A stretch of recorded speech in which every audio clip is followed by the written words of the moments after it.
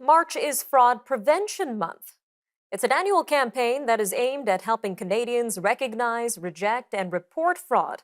This year's theme is Tricks of the Trade, What's in a Fraudster's Toolbox. Now, this comes at a time of increasingly sophisticated scamming efforts that target Canadians of all backgrounds, ages, and walks of life.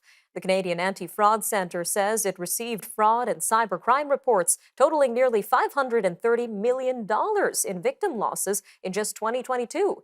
The organization says that is up nearly 40% from historic losses in 2021.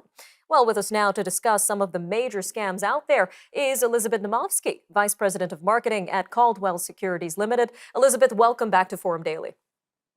Thank you so much, Nima. Happy to be here. Really looking forward to unpacking these top scams, Elizabeth. Let's start with romance scams. What should people look out for when it comes to romance scams in particular? Well, so just so that you know, romance scams are the number two uh, dollar amount that Canadians are defrauded with. So what do we look for? Somebody who professes their love to you without even meeting you. Somebody who is living outside of the country, living somewhere else where they need extra money. They want some iPhones, they need iPads to help build a house or something like that. And also, look out for the fact that if they send you a video and profess their love to you and say, hello, my queen, hello, my king, hello, my husband, hello, my wife, hello, my darling, but they never mention your name, you know that that video is being circulated to hundreds of other people. That one video is being used to defraud so many other people. And the other thing that you really have to look for as well is if they start isolating you away from your friends and family and basically say, I'm the one for you, I love you, you are for me, and you just need to deal with me and forget about your family. A lot of red flags. A lot of red flags indeed. Now, seniors seem to be the big targets when it comes to fraud. So, can you walk us through the grandparent scam?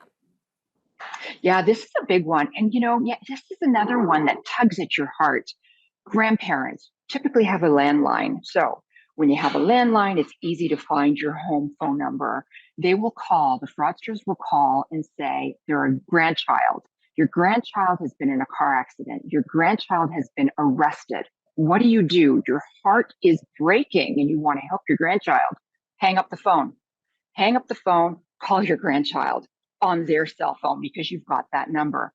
If the fraudster gives you a phone number and says, grandma, grandpa, or they actually say to you, nona, baba, no, whoever it is, they have done their research and they know your ethnicity, they know your background, because what they've done is they've seen an obituary somewhere. They know exactly how many family members, how many grandchildren are in that obituary. So always be very, very careful. If the fraudster says, by the way, I've been arrested, your grandson, your granddaughter has been arrested, hang up the phone, call the local police department. And the other thing too is a lot of times they say, I need money for bail. We don't do that in Canada. You don't have to put money up or cryptocurrency up to get somebody out of jail. Some very important advice there, Elizabeth. Now, I want to move to a world that you're all too familiar with, investment. So tell us a little bit more about investment scams. What are some red flags that we can look out for when it comes to investment scams?